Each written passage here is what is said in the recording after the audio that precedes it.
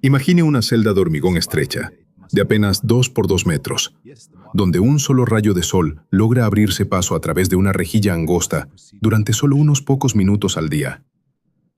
En este silencio sepulcral, interrumpido únicamente por el estrépito metálico de los cerrojos, un hombre pasó 27 años de su vida. Intentaron borrar su nombre de los anales de la historia, prohibieron que su voz fuera difundida y agotaron su cuerpo con trabajos forzados extenuantes en las canteras de piedra caliza. Pero fue precisamente desde allí, desde las entrañas de la prisión de Robben Island, donde nació una nueva nación: Nelson Mandela. El hijo de un jefe que se convirtió en el prisionero número 46.664 y, más tarde, en el primer presidente negro de Sudáfrica. Esta es la historia de cómo una voluntad inquebrantable puede desmoronar los muros del apartheid y cómo la capacidad de perdonar puede salvar a todo un país de un caos sangriento. Un camino de la lucha a la paz, del odio a la reconciliación. La historia del hombre que se convirtió en símbolo de libertad para toda la humanidad no comenzó en salas políticas ni en los suburbios urbanos, sino entre las infinitas colinas verdes del Transkei, en el sureste de Sudáfrica. En la diminuta aldea de Mbeso, perdida en el valle del río Mbashe, el 18 de julio de 1918, nació un niño al que llamaron Rolihlahla. En la lengua del pueblo Xhosa, este nombre significaba el que agita las ramas de los árboles, y en un sentido figurado, alborotador, o simplemente travieso. En aquel entonces, nadie podía haber imaginado cuán profético resultaría ese nombre, y con qué fuerza ese niño sacudiría no solo las ramas, sino las raíces mismas del orden mundial. Su padre, Gadla Henry Mpakangiswa, era un consejero honorario de la dinastía reinante de la tribu Tembu. Era un hombre de enorme dignidad, guardián de las tradiciones orales y un gran conocedor de las leyes de los antepasados. Gadla poseía un carácter severo y un inquebrantable sentido de la justicia, lo que una vez le costó su cargo y su fortuna. Debido a una disputa con un magistrado británico sobre la distribución del ganado, fue despojado de su puesto y de sus tierras. La familia se vio obligada a trasladarse a una aldea aún más remota, Kunu. Sería precisamente Kunu el lugar que Nelson Mandela llamaría más tarde el escenario de su infancia más feliz. Aquí, entre laderas cubiertas de hierba y arroyos cristalinos, creció como un niño de campo normal. Sus días consistían en pastorear ganado, cazar pájaros con ondas y juegos interminables con otros niños al aire libre. La vida en Kunu era simple y armoniosa, sujeta a los ritmos de la naturaleza y a las estrictas pero justas costumbres tribales. Aquí Mandela aprendió lo principal: el respeto a los mayores, la capacidad de escuchar y la comprensión de que un hombre solo es fuerte cuando forma parte de su comunidad. Cuando Rolihlahla cumplió 9 años, su vida cambió para siempre. Su padre falleció a causa de una enfermedad pulmonar, dejando al niño al cuidado del regente del pueblo Tembu, Jongintaba Dalindyebo. Este fue un acto de gran confianza y un reconocimiento del noble origen de la familia. El pequeño Rolihlahla dejó el mundo familiar de Kunu y partió hacia la gran finca de Mkhekezweni, la residencia del regente. Para un niño de campo, Mkhekezweni parecía el centro del universo. Aquí se encontró por primera vez con el lujo del estilo occidental, combinado con la grandeza del poder tradicional africano. El regente Jongintaba se convirtió en su segundo padre. Trató a Rolihlahla como a su propio hijo, asegurándole la mejor educación disponible para un niño negro en la Sudáfrica de aquel tiempo. Fue en Mkhekezweni donde Mandela comenzó a asistir a la escuela en la misión metodista. En su primer día, la maestra, siguiendo la tradición británica de otorgar nombres ingleses a los alumnos, lo llamó Nelson. Así, Rolihlahla se convirtió en Nelson, entrando formalmente en la órbita de la cultura occidental, la cual coexistiría en su alma con un profundo apego a las raíces del pueblo Xhosa. Por las noches en Mkhekezweni, Mandela escuchaba fascinado los relatos de los ancianos que se reunían alrededor de la hoguera. Narraban tiempos en que Sudáfrica era una tierra libre, antes de la llegada de los colonizadores blancos. Cantaban al coraje de los guerreros que defendían sus rebaños y pastizales, y hablaban con amargura de cómo la desunión y la traición permitieron a los extranjeros tomar el poder. Estas historias colocaron en el joven la primera piedra del futuro cimiento de su lucha. Comenzó a comprender que el mundo a su alrededor estaba dividido en dos realidades paralelas, y que a su pueblo le correspondía el papel de subordinados en una de ellas.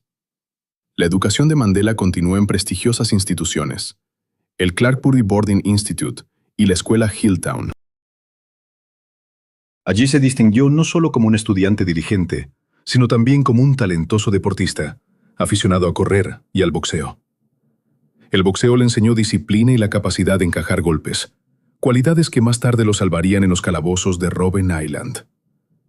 En el colegio comenzó a concienciarse del poder de la palabra y la persuasión, estudiando literatura clásica e historia. Pero su mundo seguía siendo el mundo de la élite. Se preparaba para ser consejero del jefe, un estadista dentro de la estructura tribal, sin pensar aún en la revolución. El punto de inflexión llegó durante sus estudios en la Universidad de Fort Hare, la única institución de enseñanza superior para negros en Sudáfrica. Fort Hare era un crisol intelectual donde se reunían las mejores mentes de la juventud africana de todo el continente. Aquí Mandela se encontró por primera vez con el activismo político. Junto con su amigo Oliver Tambo, comenzó a participar en protestas estudiantiles contra la mala calidad de la comida y la limitación de los derechos de los estudiantes. Fue el primer choque de su innato sentido de la justicia con la rígida maquinaria administrativa. Sin embargo, la verdadera prueba de voluntad fue su conflicto con el regente John Gintaba. El regente, siguiendo las tradiciones, decidió concertar los matrimonios de Nelson y de su propio hijo Justice con novias elegidas por él. Para el joven Mandela, que ya había probado el fruto de la libertad personal y la educación urbana, el matrimonio forzoso era inaceptable. No quería ser parte de un sistema donde su futuro estaba predeterminado por la voluntad ajena, incluso si era la voluntad de su benefactor. En 1941, cometiendo un acto audaz e imprudente, Nelson, junto con Justice, abandonó secretamente Muquequezweni y partió hacia Johannesburgo, la ciudad del oro, una metrópolis que o rompía a las personas o las convertía en acero. La llegada a Johannesburgo fue para Mandela, de 23 años, un choque cultural y un segundo nacimiento. La ciudad lo abrumó con su escala, el ruido, el brillo de los escaparates y la terrible pobreza de los suburbios negros. Aquí vio por primera vez el apartheid en su manifestación más cruda y cotidiana. Carteles de «solo para blancos», transporte segregado, interminables controles de pases por la policía. Sus títulos y su parentesco con los jefes no significaban nada aquí. Era simplemente otro migrante negro en busca de trabajo.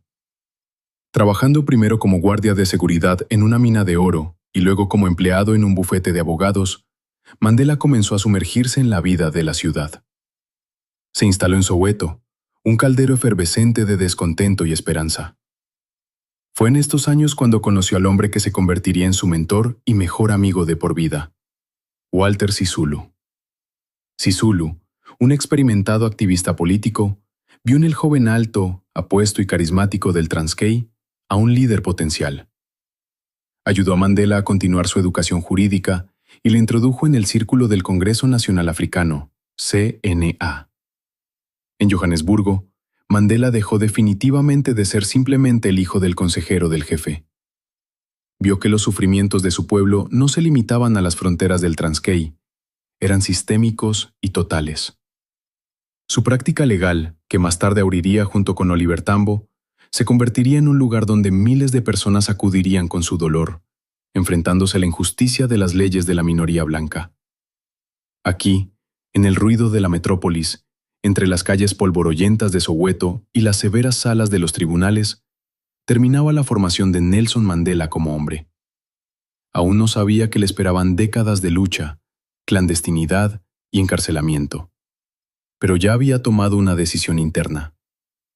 Ya no sería un alborotador solo en los juegos. Se proponía sacudir el árbol mismo del poder. El acto primero concluye en el umbral de sus 30 años. El joven de las colinas de Kunu se ha transformado en un abogado capitalino, cuya voz comienza a sonar cada vez más fuerte en las filas del CNA. Ha adquirido los conocimientos del mundo occidental, manteniendo la dignidad de su tribu. Está listo para la lucha.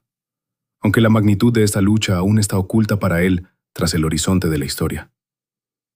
Por delante queda la comprensión de que la coexistencia pacífica con el sistema de opresión es imposible, y el comienzo del gran camino que lo llevará de la túnica de abogado al uniforme de prisión, y luego a la grandeza eterna. Los años 40 del siglo XX en Sudáfrica fueron una época de esperanzas engañosas y de un crepúsculo que se oscurecía a gran velocidad. Johannesburgo, aquel caldero efervescente de polvo de oro, ambiciones y segregación racial, se convirtió para Nelson Mandela en el lugar donde sus conocimientos académicos chocaron frontalmente con la despiadada realidad de la vida de la mayoría negra. Ya no era el protegido del regente en el mundo protegido del Transkei. Se había convertido en uno de tantos millones, cuya existencia estaba regulada por pases interminables, toques de queda y restricciones humillantes. Fue precisamente en este periodo cuando el elegante joven abogado, que prefería los trajes de corte impecable y las discusiones intelectuales, comenzó a transformarse en un combatiente político cuyo nombre pronto se convertiría en una maldición para el sistema y en un símbolo de esperanza para los oprimidos. El encuentro con Anton Lembede, un intelectual brillante y fanático, fue para Mandela la chispa que encendió la llama de la conciencia nacional. Lembede predicaba la filosofía del africanismo, la creencia de que los africanos debían ser los únicos artífices de su propio destino, sin depender de la caridad de los liberales blancos ni de directrices llegadas del extranjero. Hasta ese momento, el Congreso Nacional Africano, CNA, se asemejaba a un club de caballeros de la vieja escuela que redactaban peticiones corteses a la corona británica con la esperanza de obtener reformas graduales. Mandela, junto a sus correligionarios, Walter Sisulu y Oliver Tambo, comprendió que el tiempo de los ruegos educados había pasado para siempre. En 1944, fundaron la Liga Juvenil del CNA, con el objetivo de transformar la organización en un movimiento de protesta masivo y combativo. No exigían simplemente una mejora de las condiciones, sino la ciudadanía plena y el derecho al voto para cada individuo, independientemente del color de su piel. Al mismo tiempo, la vida personal de Nelson experimentaba cambios llenos de alegría silenciosa y una tensión latente. Se casó con Evelyn Mays, una enfermera humilde y devota que le brindó el calor de un hogar en una modesta casa de la localidad de Orlando. Sin embargo, la pasión política de Mandela ya empezaba a consumirlo por completo. Mientras Evelyn buscaba refugio en la oración y la paz doméstica, Nelson pasaba las noches en reuniones secretas, discutiendo estrategias de huelgas y manifestaciones. En su alma crecía un conflicto entre el deber hacia su familia y el deber hacia su nación. Un conflicto que le perseguiría durante décadas y que finalmente desembocaría en una dolorosa ruptura con su primera esposa. El verdadero trueno estalló en 1948, cuando el Partido Nacional ganó las elecciones generales, en las que solo participaba la minoría blanca.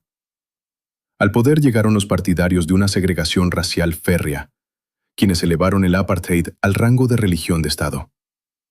La palabra apartheid, en la lengua afrikaans, significaba separación, pero en la práctica se tradujo en la privación sistemática de los últimos restos de dignidad humana de la población negra.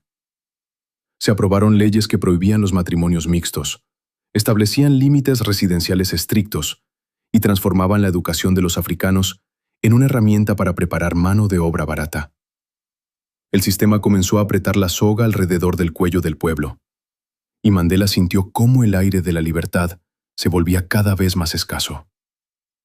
La respuesta del CNA fue el Programa de Acción del año 49, que marcó la transición hacia la táctica de la desobediencia civil. Mandela fue nombrado voluntario jefe de la campaña de desobediencia contra las leyes injustas de 1952. Fue un tiempo de una unión nunca antes vista.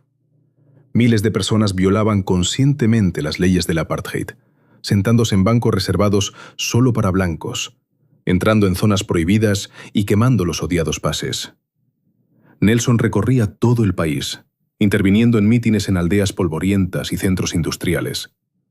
Su figura alta y su voz autoritaria se volvieron reconocibles en todas partes.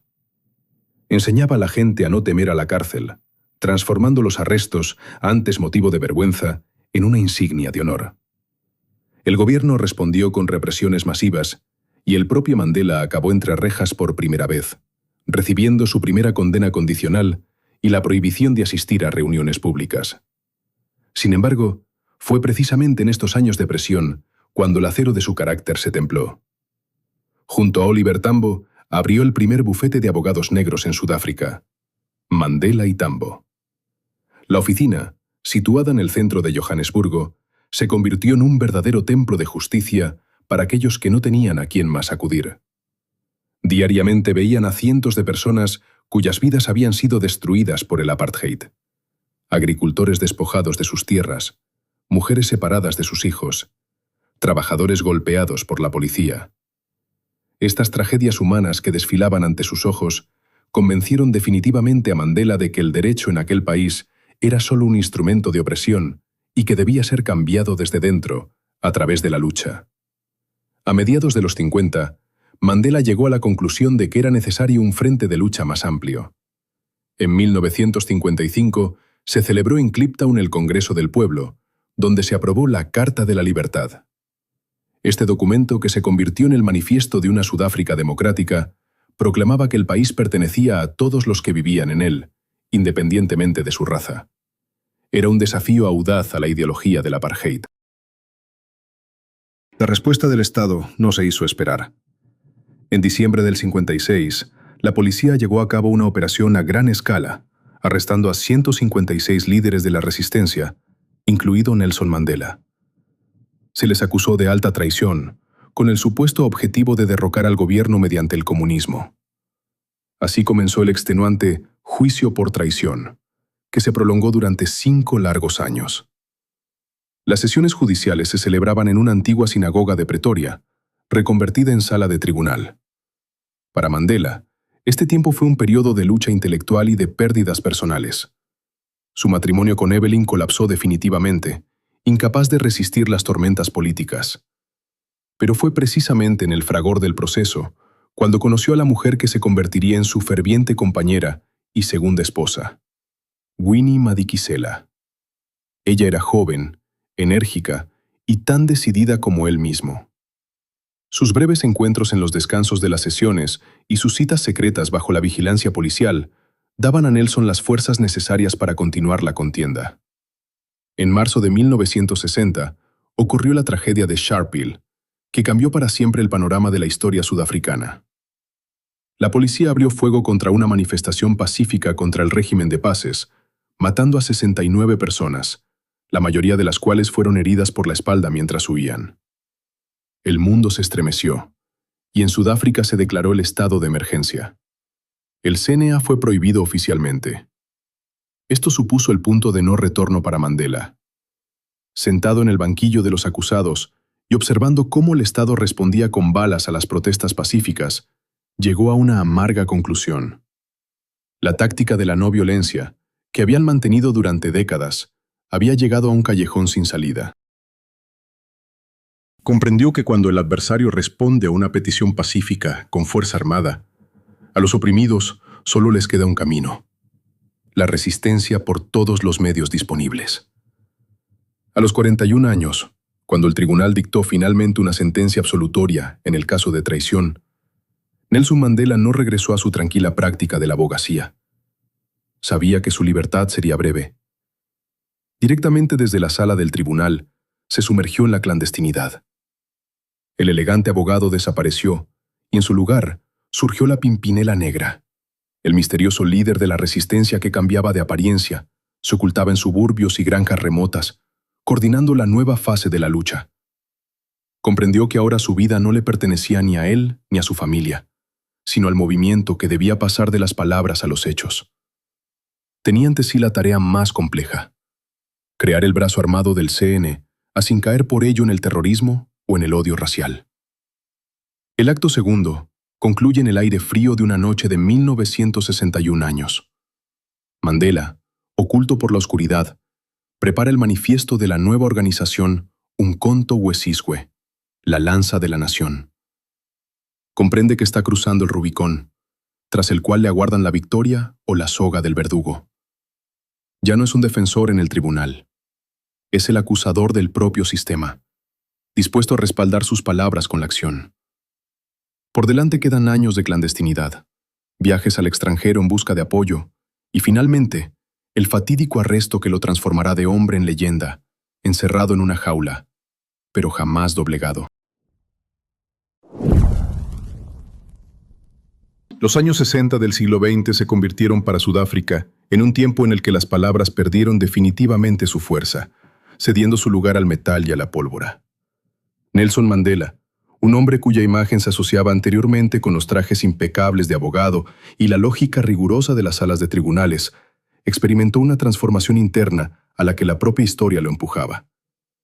Tras la masacre de Sharpeville y la prohibición oficial del Congreso Nacional Africano, CNA, comprendió que permanecer dentro de los marcos de la lucha legal significaba condenar a su pueblo a una esclavitud infinita y desesperanzada. El gobierno del apartheid no solo cerró las puertas al diálogo, las tapió con piedra y bayonetas. Fue entonces cuando, en la clandestinidad más profunda, nació la organización Umkhonto we Sizwe, la Lanza de la Nación, el brazo armado del CNA, y Mandela se convirtió en su primer comandante en jefe. Esta decisión no le resultó sencilla. Siendo por naturaleza un firme defensor del humanismo, tuvo que desarrollar una estrategia que permitiera asestar golpes al sistema sin convertir al país en un escenario de matanza racial. Mandela estudió las obras de grandes revolucionarios y teóricos de la guerra de guerrillas, desde el Che Guevara hasta Mao Zedong, adaptando sus experiencias a las crudas realidades del Estado policial sudafricano. Insistió en que los objetivos del sabotaje debían ser objetos inanimados: centrales eléctricas, líneas telefónicas, instituciones gubernamentales y vías de comunicación. Era un intento de paralizar la economía del apartheid, obligando al gobierno a hacer concesiones, mientras se evitaban al máximo las víctimas humanas. Para Mandela, era vital preservar la superioridad moral del movimiento, incluso en condiciones de resistencia armada. La vida de la Pimpinela Negra, apodo que le dio la prensa por su carácter escurridizo, estuvo llena de peligros y transformaciones cinematográficas. Mandela cambiaba de refugio al amparo de la noche. Se disfrazaba de chofer, de jardinero o de simple obrero. Aprendió a vivir en una tensión constante, donde cada golpe en la puerta podía significar el final de su camino. Su cuartel general se estableció en la granja Liliesleaf, en Rivonia, un tranquilo suburbio de Johannesburgo. Allí, entre el verdor exuberante y el silencio rural, los líderes de la clandestinidad planeaban las operaciones que debían sacudir los cimientos del Estado. Pero Mandela comprendía que, para el éxito de la insurrección, era necesaria la ayuda exterior. En 1962, abandonó Sudáfrica en secreto para realizar una gira a gran escala por diversos países de África y visitar Londres. Fue su primer encuentro con un continente que se sacudía las cadenas del colonialismo. Se reunió con líderes de Etiopía, Egipto, Argelia y Marruecos, solicitando ayuda militar y financiera. En Addis Abeba, él mismo realizó un breve curso de instrucción militar, aprendiendo a disparar armas automáticas y a colocar explosivos. Estos meses en el exilio ya abrieron los ojos al hecho de que el mundo empezaba a ser consciente de la monstruosidad del apartheid, pero también vio cuán compleja era la política internacional. Al regresar a su patria, Mandela no se sentía simplemente como un activista, sino como un soldado de su nación. Sin embargo, su libertad fue breve. En agosto de 1962, mientras regresaba de Durban a Johannesburgo camuflado como conductor de un automóvil, un control policial le cortó el paso en la localidad de Howick. Hasta hoy se debate si fue una casualidad o el resultado de una traición, incluyendo la posible implicación de servicios de inteligencia extranjeros que temían sus posturas radicales. Mandela fue arrestado. Inicialmente, fue condenado a 5 años de prisión por abandonar ilegalmente el país e incitar a la huelga. Pero mientras cumplía esta condena, la policía realizó una redada en la granja Liliesleaf en Rivonia, descubriendo allí documentos y diarios que revelaban la magnitud de las actividades de Umkhonto we Sizwe. Así comenzó el célebre Juicio de Rivonia. Mandela y 9 de sus compañeros comparecieron ante el tribunal acusados de sabotaje y conspiración para derrocar al gobierno. No era un juicio contra criminales, sino contra la idea misma de la libertad. El fiscal exigía la pena de muerte por ahorcamiento. Mandela comprendió que la sala del tribunal era su última y más importante tribuna. En lugar de defenderse y negar los cargos, decidió convertir su intervención en un manifiesto que escuchara el mundo entero. El 20 de abril de 1964, pronunció sus legendarias palabras, que duraron más de 3 horas. En el silencio de la sala de audiencias, bajo la mirada penetrante de los jueces y a través de los objetivos de las agencias mundiales, expuso la filosofía de su lucha. Declaró que luchaba contra la dominación de los blancos y contra la dominación de los negros. Enalteció el ideal de una sociedad democrática y libre, en la que todas las personas vivieran en armonía y tuvieran igualdad de oportunidades. La frase final de su discurso, aquella en la que afirmaba que, por ese ideal, estaba dispuesto a morir, hizo estremecer al mundo. Las corbatas y las togas de los jueces parecían insignificantes ante un hombre que ofrecía voluntariamente su vida por la libertad de su pueblo. La presión internacional fue colosal. El Consejo de Seguridad de la ONU, líderes mundiales y ciudadanos de a pie por todo el planeta exigieron clemencia. Posiblemente, fue esta resonancia mundial lo que impidió que el gobierno de Sudáfrica dictara la sentencia de muerte. El 11 de junio de 1964, el juez Quartus de Wet anunció el veredicto: cadena perpetua. Cuando Mandela era retirado de la sala, levantó el puño cerrado en un gesto de saludo, un símbolo de inquebrantabilidad. Le esperaba el camino hacia una de las prisiones más lúgubres del mundo: Robben Island. Robben Island es una pequeña isla rocosa en el Océano Atlántico, a pocos kilómetros de Ciudad del Cabo. Durante siglos sirvió como leprosería, hospital psiquiátrico y prisión para los criminales más peligrosos. Las aguas frías y las fuertes corrientes hacían que escapar de allí fuera prácticamente imposible. Para Mandela, este lugar se convirtió en su hogar durante largas décadas. Al llegar, se enfrentó a un sistema diseñado para la aniquilación total de la personalidad humana. Los carceleros recibieron a los presos con gritos y humillaciones, intentando demostrarles que allí no eran nadie, simples números en una lista. A Nelson Mandela se le asignó el número 46664.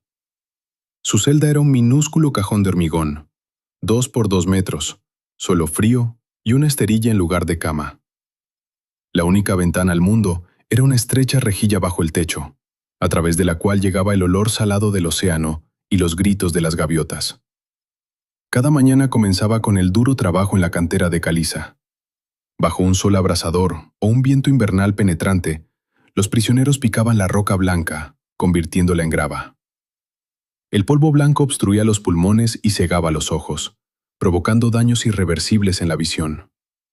Era una tarea insensata y extenuante, destinada a quebrar el espíritu de los hombres más fuertes del país.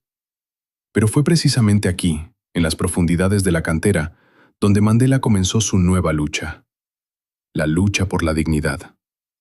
Insistió en que los prisioneros hablaran con los guardias de igual a igual. Estudió el reglamento de la prisión, utilizando sus conocimientos jurídicos para arrancar mejoras mínimas en las condiciones: el derecho a recibir cartas, raciones adicionales o acceso a la educación. Organizó la Universidad de la Prisión, donde los presos instruidos transmitían sus conocimientos por las noches, en susurros, a quienes no sabían leer. Mandela transformó la cárcel en una escuela de conciencia política. Incluso los guardias empezaron, con el tiempo, a sentir por él un respeto extraño. Su confianza serena y su cortesía inquebrantable desarmaban al sistema más cruel. El acto tercero concluye en la bruma blanca del polvo de caliza. Nelson Mandela, el hombre que debía ser olvidado por el mundo en el aislamiento de la isla, se convierte en su conciencia.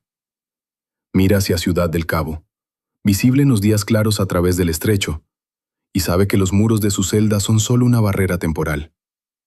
Está encerrado físicamente, pero su voluntad ya ha comenzado a corroer los cimientos del apartheid. Por delante quedan décadas de silencio, de pérdida de seres queridos a los que no podrá enterrar y de lucha por cada carta. Pero es precisamente aquí, en Robben Island, donde nace ese Mandela que saldrá por las puertas de la prisión un cuarto de siglo después para perdonar a sus enemigos. Los años en la isla de Robben Island se fundían en una sucesión infinita de días grises y monótonos, donde el tiempo no se medía por las manecillas de un reloj, sino por los cubos de piedra caliza extraída de las entrañas de la tierra. Para Nelson Mandela y sus compañeros de movimiento, la prisión debía ser el lugar del olvido definitivo, el punto final de su largo camino político. El gobierno de la apartheid calculaba con frialdad que en el aislamiento absoluto del mundo exterior, privados de cualquier conexión con las masas y extenuados por un trabajo físico demoledor, estos hombres terminarían convirtiéndose en meras sombras de sí mismos y que sus ideales morirían silenciosamente junto con sus nombres. Sin embargo, tras los altos muros y el alambre de espino, ocurrió algo precisamente opuesto. La cárcel se transformó en un crisol ardiente en el que se templó y forjó la nueva élite de Sudáfrica. La rutina diaria en la isla era de una severidad implacable. El despertar llegaba a las 5:30 de la mañana, seguido de una ducha de agua gélida y un desayuno escaso de gachas de maíz. Después, comenzaba el largo trayecto hacia la cantera de caliza. El trabajo allí no era solo un esfuerzo físico agotador, era una forma de tortura psicológica. El polvo de caliza, de un blanco cegador bajo el inclemente sol africano, quemaba las retinas de los prisioneros, provocando inflamaciones crónicas que con el paso de los años privarían a muchos de una visión plena. Pero fue precisamente en ese escenario, bajo la vigilancia de guardias armados, donde Mandela comenzó a construir lo que más tarde se conocería como la Universidad de Robben Island. Ante la falta absoluta de libros y papel, los prisioneros transmitían sus conocimientos de forma oral. Mandela insistía en que todo aquel que poseyera algún estudio debía instruir a los demás. Los políticos enseñaban historia, los abogados derecho y los economistas los fundamentos del sistema mundial. Una parte fundamental de la estrategia de Mandela fue el estudio profundo del idioma Afrikaans y la cultura de los colonos blancos. Muchos de sus camaradas veían esto como una traición ideológica, pues el Afrikaans era la lengua del opresor, el símbolo sonoro del sistema que los mantenía encadenados. No obstante, Mandela poseía una visión mucho más profunda. Comprendió que para vencer al enemigo, o para negociar con él, era imperativo conocer sus pensamientos, sus miedos y su historia. Leía poesía en Afrikaans, estudiaba las guerras anglo-boer y trataba de descifrar la psicología de la minoría blanca. Su objetivo final no era simplemente destruir un sistema, sino encontrar la fórmula para convivir juntos tras su colapso. Convirtió su aprendizaje en una ventaja estratégica. Al empezar a dirigirse a sus carceleros en su propia lengua, provocaba en ellos un respeto involuntario que desarmaba la brutalidad del sistema. La vida personal de Mandela durante estos años fue una cadena de tragedias silenciosas vividas en soledad. Las cartas de su familia eran raras y llegaban mutiladas por una censura despiadada que tachaba con tinta negra cualquier mención política. Pero los golpes más devastadores fueron las noticias de muerte. En 1968, Nelson recibió la noticia del fallecimiento de su madre.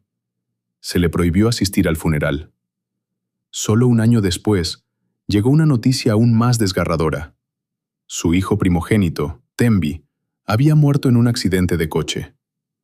Mandela pasaba horas inmóvil en su celda, mirando a la pared, sin poder abrazar a sus hijas ni consolar a su esposa. Estas pérdidas habrían quebrado a cualquiera, pero Nelson transformaba su duelo en combustible para su fortaleza espiritual. Entendía que el precio de la libertad de su pueblo se pagaba con las vidas de los combatientes y también con las de sus familias. Mientras tanto, el mundo exterior empezaba a despertar. Su esposa, Winnie Mandela, se convirtió en el rostro ardiente de la lucha fuera de las prisiones. A pesar de ser perseguida, desterrada y encarcelada, ella portó el nombre de su marido como una bandera. Para mediados de los años 70, la figura de Mandela había adquirido dimensiones míticas. En Sudáfrica, creció una generación de activistas que jamás habían visto su rostro, pues sus fotografías estaban prohibidas. Para ellos, él era el líder invisible, el símbolo de una resistencia pura que jamás había claudicado. Cuando en 1976 estalló el levantamiento de Soweto y cientos de jóvenes fueron enviados a Robben Island, esperaban encontrar a un anciano derrotado. En su lugar, se toparon con un hombre alto, de porte aristocrático y modales impecables, que se había convertido en el sabio mediador entre la impaciencia radical de la juventud y la vieja guardia del CNA. El gobierno sudafricano comenzó a darse cuenta de que un Mandela tras las rejas era más peligroso que uno en libertad. Iniciaron intentos de soborno político, ofreciéndole la libertad a cambio de que reconociera la legitimidad de los bantustanes y renunciara a la lucha armada. La respuesta de Mandela fue siempre la misma. Declaraba que solo un hombre libre puede negociar y que un prisionero no puede firmar contratos. Su inquebrantabilidad enfurecía a los ministros, pero les obligaba a admitir una realidad. Él era la única persona con la que, tarde o temprano, tendrían que hablar sobre el futuro. A principios de los años 80, la campaña internacional Free Nelson Mandela se convirtió en un fenómeno global. Se organizaban conciertos multitudinarios en Londres y París. Los líderes mundiales firmaban peticiones y las sanciones empezaban a asfixiar la economía del apartheid. Sudáfrica se encontraba en un aislamiento total. En 1982, en un movimiento inesperado, Mandela fue trasladado de Robben Island a la prisión de Pollsmoor, en el continente. Aunque las condiciones mejoraron ligeramente, el verdadero motivo era secreto. Las autoridades querían separarlo de la masa de prisioneros para iniciar un sondeo cauteloso sobre posibles negociaciones. En la prisión de Pollsmoor, Mandela enfrentó nuevos desafíos físicos. Fue operado de próstata y más tarde contrajo tuberculosis, consecuencias de décadas en celdas húmedas. Sin embargo, incluso desde la cama de un hospital, continuó su partida de ajedrez contra el régimen. Empezó a escribir sus memorias en secreto, enviando páginas al exterior a través de amigos leales. Sabía que el tiempo del apartheid se agotaba. El país estaba sumido en oleadas de violencia y huelgas que amenazaban con una guerra civil racial. Mandela comprendía que, si no se encontraba un camino hacia una transición pacífica, la nación se ahogaría en sangre. A mediados de los 80, comenzaron los primeros encuentros clandestinos entre Mandela y representantes del gobierno, incluyendo al ministro de Justicia, Cobie Coetsee. Estas reuniones se llevaban a cabo bajo el más estricto secreto. Mandela asumió la responsabilidad de estas conversaciones en solitario, sin poder consultar plenamente con su movimiento en el exilio, lo que representaba un riesgo político inmenso.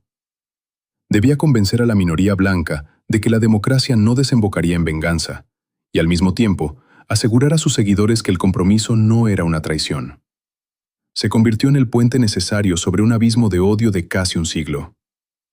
El acto cuarto concluye en la paz aparente del jardín de la prisión de Pollsmoor.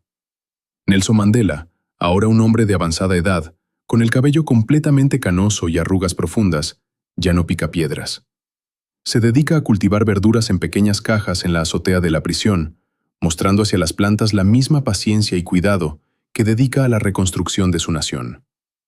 Su número de prisioneros sigue activo, pero en la práctica ya ha empezado a gobernar el destino del país. Sabe que las puertas se abrirán pronto y que al otro lado le espera un mundo que no ha pisado en casi 30 años. Se prepara para el desafío más grande de su existencia. No la victoria sobre el enemigo, sino la construcción de una paz duradera junto a él. La segunda mitad de los años 80 del siglo XX fue para Sudáfrica el tiempo del gran punto de inflexión, cuando el viejo orden comenzó a resquebrajarse bajo el peso de sus propios pecados y de la presión externa. El país se asemejaba a una fortaleza sitiada, envuelta en las llamas de las revueltas internas y el aliento gélido de las sanciones internacionales. La economía del apartheid, que alguna vez pareció inamovible, se asfixiaba, mientras que las calles de los asentamientos negros se transformaban en zonas de batalla constante entre la juventud y los vehículos blindados de la policía. En esta atmósfera de caos generalizado y de espera ante una explosión inminente, Nelson Mandela seguía siendo la carta principal en manos del gobierno, un as que temían jugar, pero que ya no podían mantener oculto en la manga. En 1988, tras haber superado la tuberculosis, Mandela fue trasladado a la prisión de Victor Verster, situada en un valle pintoresco entre viñedos, cerca de Ciudad del Cabo. Este lugar difería drásticamente de las celdas húmedas de Robben Island o de los muros de hormigón de Pollsmoor. Nelson fue instalado en una casa independiente que antes pertenecía a uno de los oficiales de la guardia. Tenía su propio jardín, un cocinero personal e incluso una piscina, aunque nunca la utilizó. Era una jaula de oro, diseñada para crear una ilusión de confort y prepararlo para su regreso a un mundo que no había visto en casi 30 años. El gobierno intentaba domesticar a su prisionero más peligroso, esperando que los años de aislamiento y el repentino suavizamiento de las condiciones lo hicieran más dócil en las futuras negociaciones. Sin embargo, Mandela comprendía las reglas de este juego mejor que sus carceleros. Era consciente de que su estancia en Victor Verster no era una gracia del régimen, sino el reconocimiento de su derrota. Aquí comenzaron las negociaciones más complejas y responsables de su vida. Fueron encuentros secretos en la sombra, ocultos de la prensa e incluso de sus propios compañeros del Congreso Nacional Africano. Nelson llevó a cabo un sutil juego diplomático con representantes de los servicios de inteligencia y altos funcionarios del Partido Nacional. En esas conversaciones, frente a una taza de té, se decidía el destino de millones de personas. Mandela utilizó su conocimiento del idioma afrikaans y de la historia de los bóeres para llegar al corazón de sus oponentes.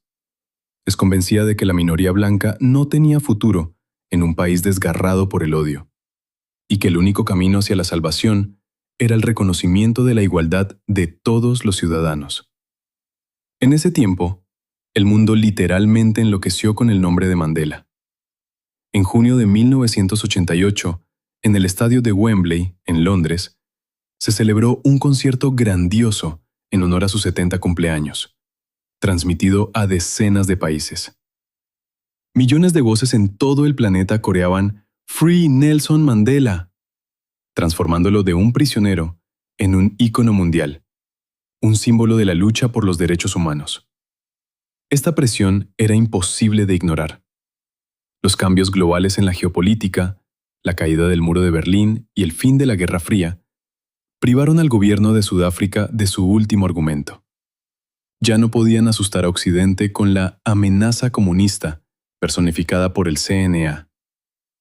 Dentro de la propia cúpula gobernante de Sudáfrica se producían movimientos tectónicos. El presidente Peter Botha, conocido como el Gran Cocodrilo, por su carácter duro y su negativa a ceder, sufrió un derrame cerebral. Fue sustituido por Frédéric de Klerk, un hombre a quien muchos consideraban conservador, pero que poseía el pragmatismo suficiente para entender que o iniciaba reformas desde arriba, o la revolución lo barrería todo desde abajo. De Klerk se dio cuenta de que Nelson Mandela era la única persona capaz de contener a la mayoría negra de una venganza sangrienta tras la caída del apartheid.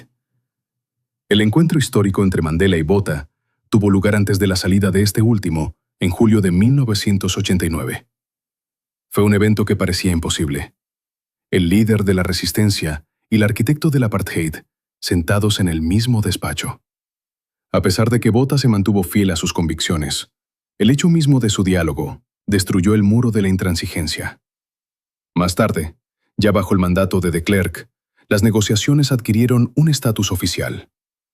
Mandela insistió en 3 condiciones clave: la liberación de todos los presos políticos, el levantamiento de la prohibición del CNA y el inicio de los preparativos para elecciones generales bajo el principio de una persona, un voto.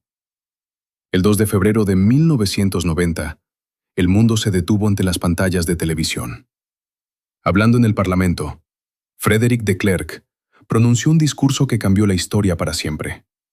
Anunció la legalización del Congreso Nacional Africano y otras organizaciones prohibidas, así como que Nelson Mandela sería liberado en el futuro más cercano y sin condiciones previas. Fue un acto de valentía política y, al mismo tiempo, la capitulación del viejo régimen. Los muros del apartheid comenzaron a derrumbarse, no bajo los golpes de martillos, sino bajo la presión de la lógica de la historia y la voluntad de un hombre que se negó a rendirse. Los últimos días de Mandela en Victor Verster estuvieron llenos de una preparación febril. Comprendía que salía a un mundo que había cambiado hasta ser irreconocible. Durante sus 27 años de encarcelamiento, habían cambiado las generaciones, las tecnologías y el mapa mismo del mundo. Le preocupaba cómo lo recibiría la juventud, crecida en el fuego de las revueltas, y si podría cumplir con las colosales esperanzas depositadas en él. Nelson insistió en que su liberación fuera lo más pública posible.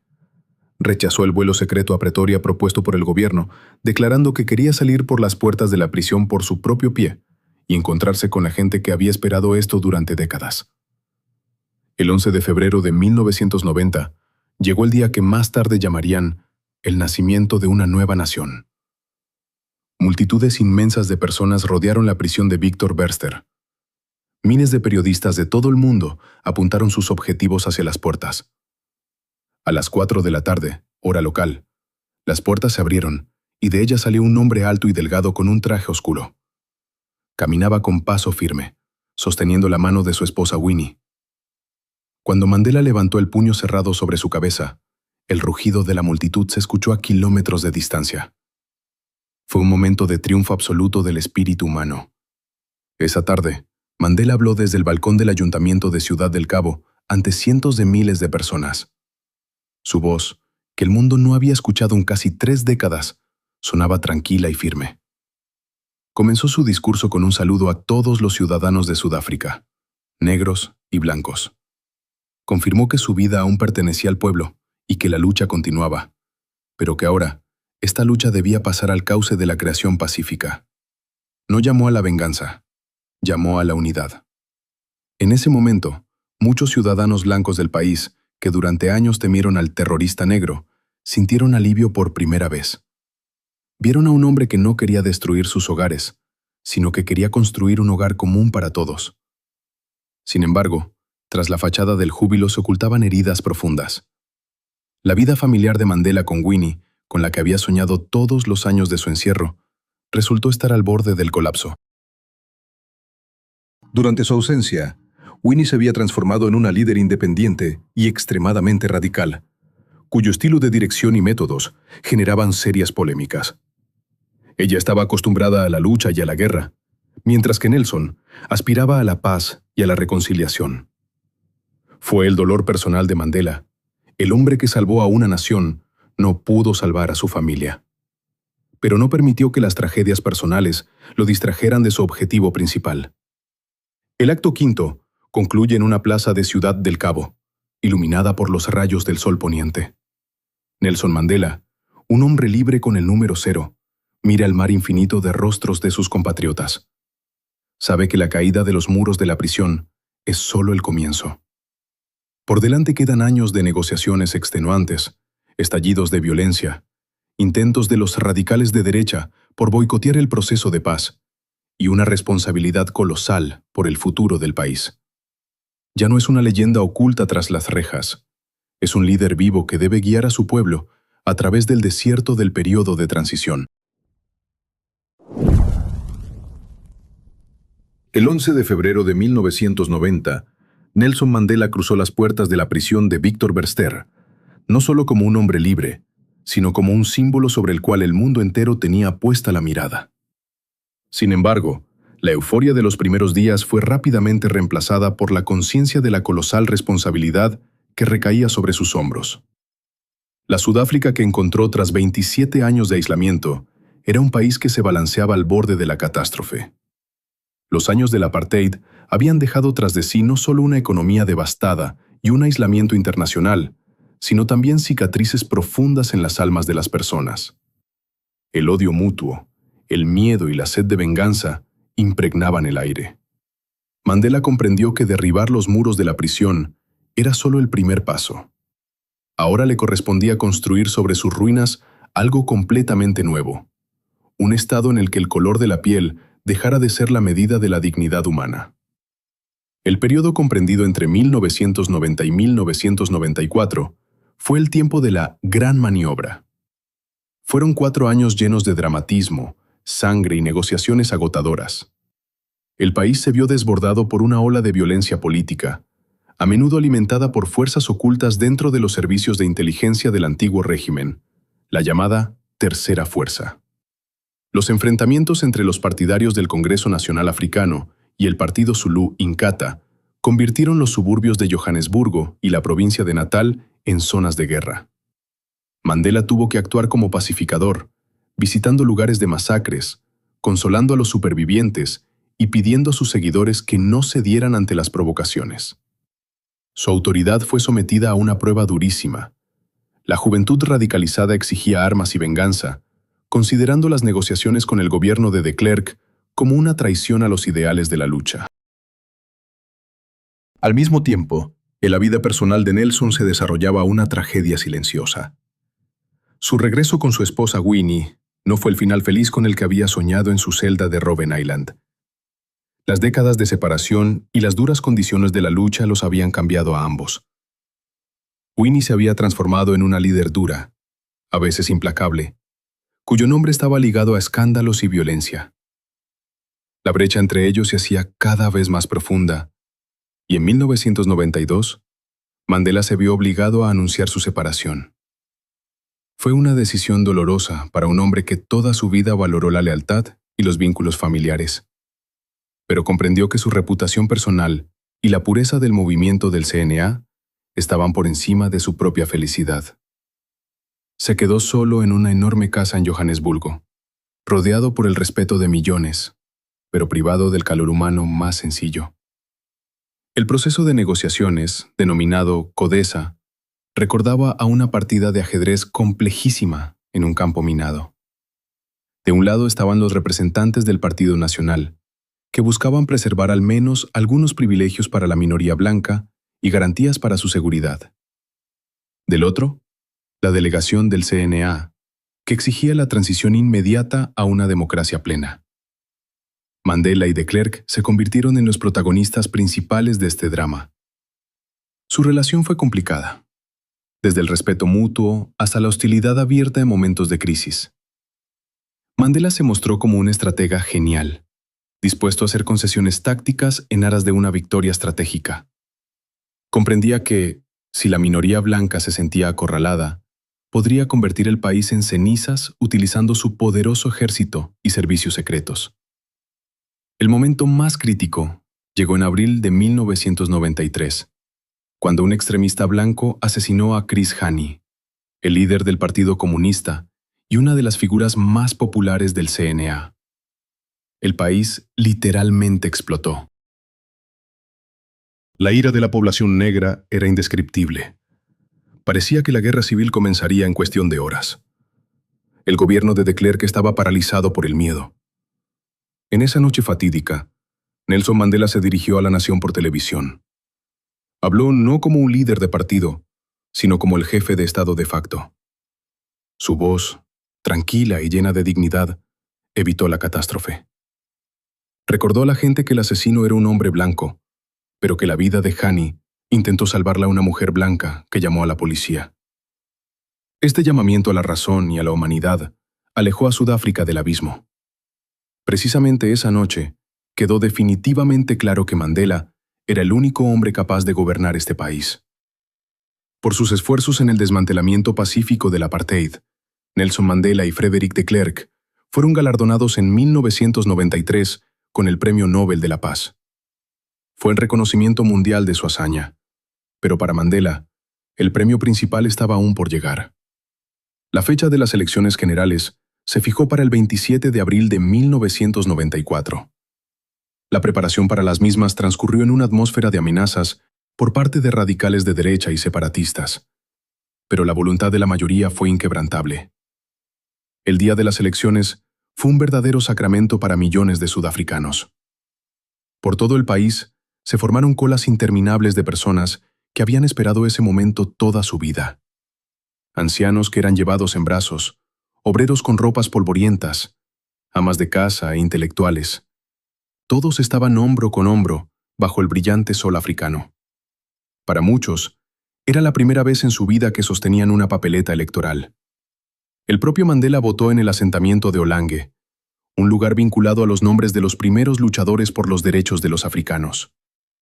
Cuando depositó su voto en la urna, en su rostro había la sonrisa de un hombre que ha completado una gran obra.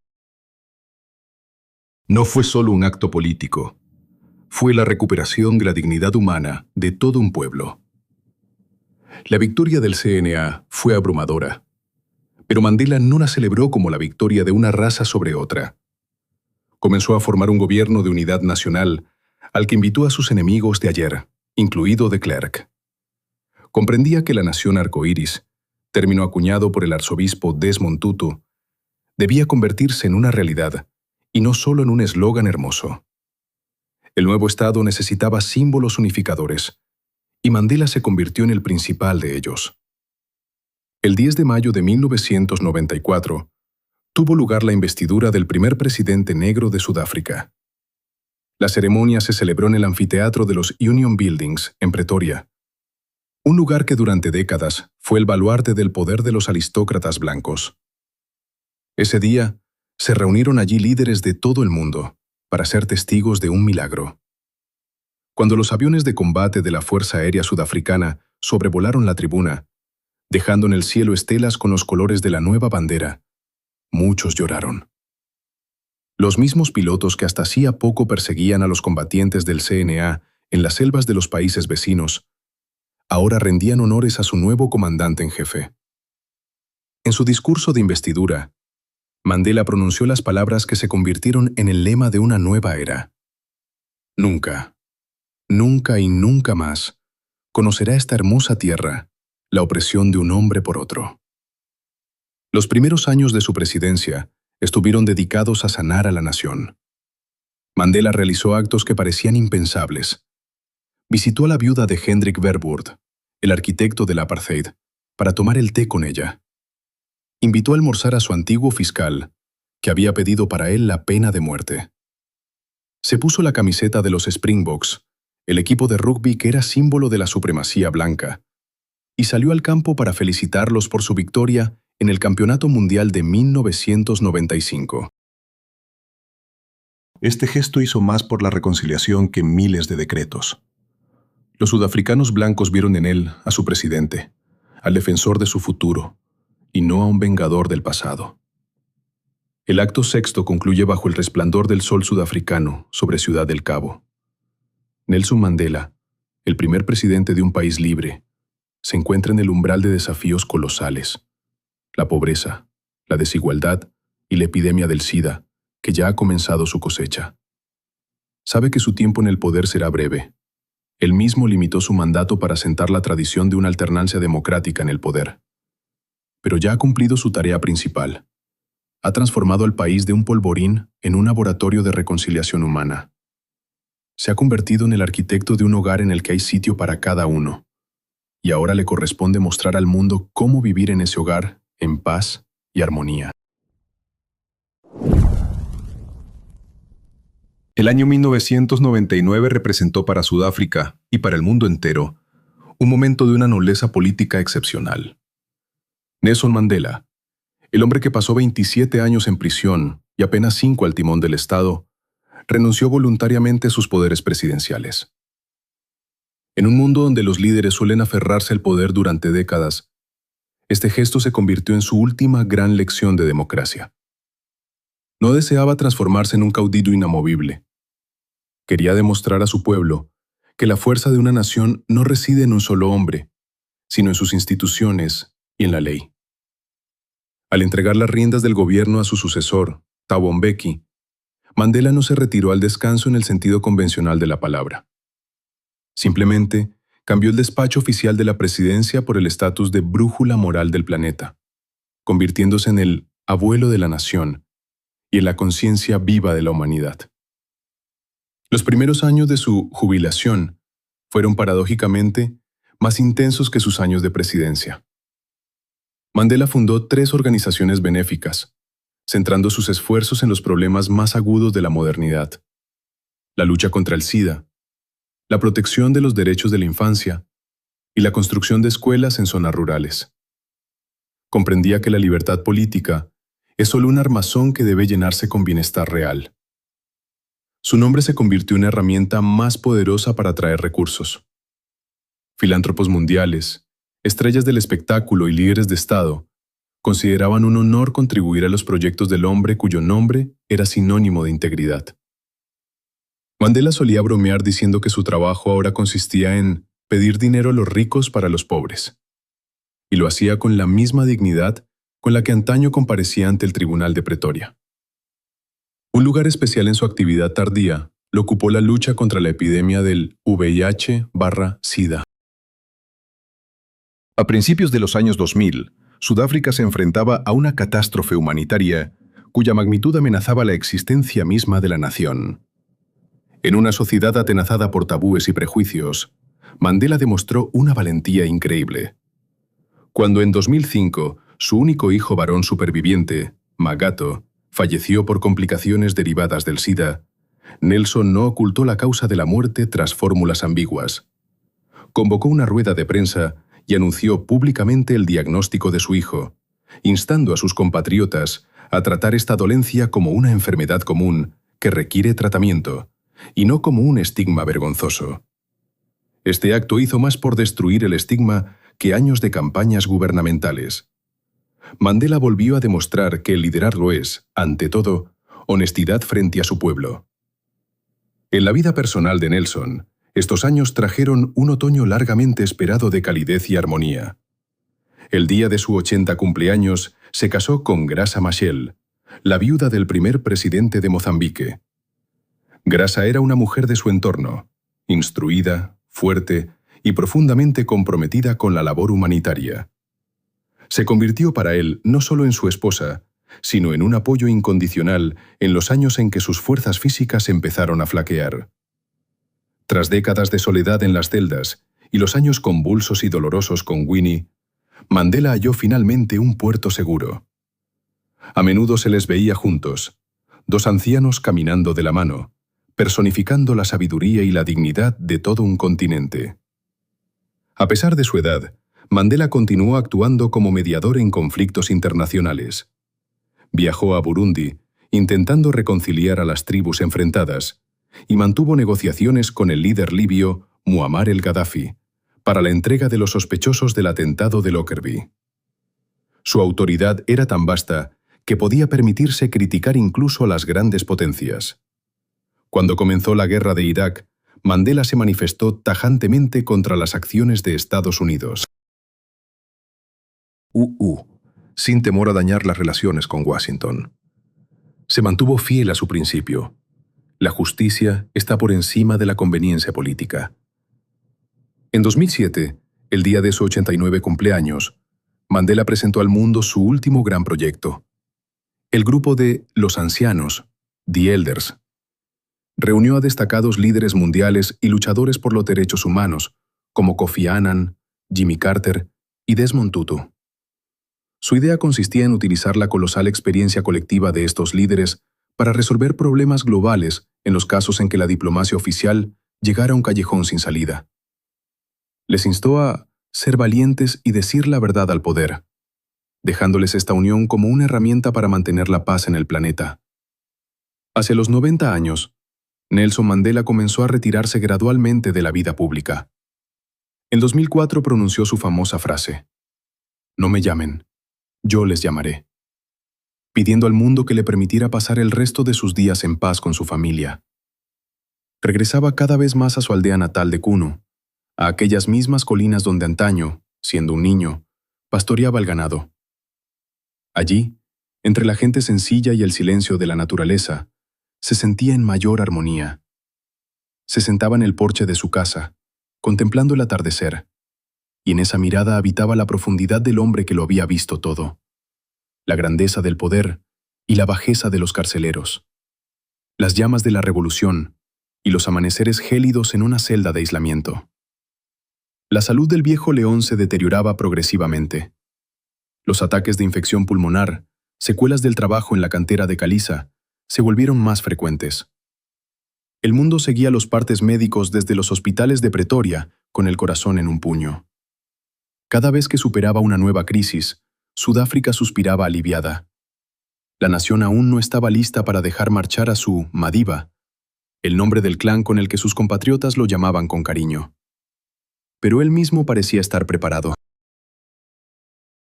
Había cumplido todo lo que se había prometido a sí mismo y a su pueblo. El 5 de diciembre de 2013, el tiempo se detuvo para Nelson Mandela. Se marchó tranquilamente en su casa de Johannesburgo, rodeado de su familia. La noticia de su muerte dio la vuelta al planeta instantáneamente, provocando una ola de dolor sin precedentes. En Sudáfrica, la gente no solo lloraba, sino que bailaba en las calles, celebrando la vida del hombre que les regaló la libertad. Líderes mundiales, desde monarcas hasta presidentes, pospusieron sus asuntos para expresar sus respetos. La ceremonia de despedida en Johannesburgo fue una de las mayores concentraciones de jefes de Estado de la historia. En un estadio inmenso, bajo una lluvia torrencial, la gente cantaba himnos de resistencia y lloraba, despidiéndose de su padre. Incluso ese día, Mandela continuó haciendo historia. Fue en esa ceremonia donde se produjo el simbólico apretón de manos entre los presidentes de Estados Unidos y Cuba, recordando a todos el principal legado de Madiba: la capacidad de superar las divisiones. El funeral en Kunu fue más íntimo y solemne. El cuerpo de Nelson Mandela fue entregado a la tierra en aquellos mismos parajes donde comenzó su camino. Mientras el féretro, cubierto por la bandera nacional, descendía a la tumba bajo las salvas de la artillería, el sonido de una corneta militar recorrió las colinas del Transkei. El alborotador había regresado a casa, completando el círculo de su increíble vida de 95 años. El legado de Nelson Mandela es imposible de medir solo con leyes o monumentos.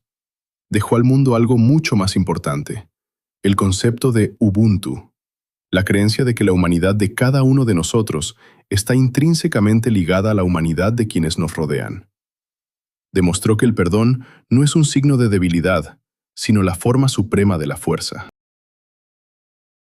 Enseñó que incluso de la prisión más oscura se puede salir no con odio, sino con amor en el corazón, capaz de transformar a todo un país. Hoy, el nombre de Mandela vive en los nombres de plazas y universidades, en libros y películas, pero sobre todo, en la esperanza de cada persona oprimida de que la justicia es posible. Se convirtió en una prueba viviente de que un solo hombre, armado únicamente con su fe y su dignidad, es capaz de aplastar la maquinaria de opresión más potente. Su historia es un recordatorio eterno de que el camino hacia la libertad es largo y difícil, pero siempre merece la pena recorrerlo. Madiba se ha ido, pero la luz de su voluntad sigue calentando este mundo, recordándonos que ser libre no consiste simplemente en desprenderse de las propias cadenas, sino en vivir de tal manera que se respete y se acreciente la libertad de los demás.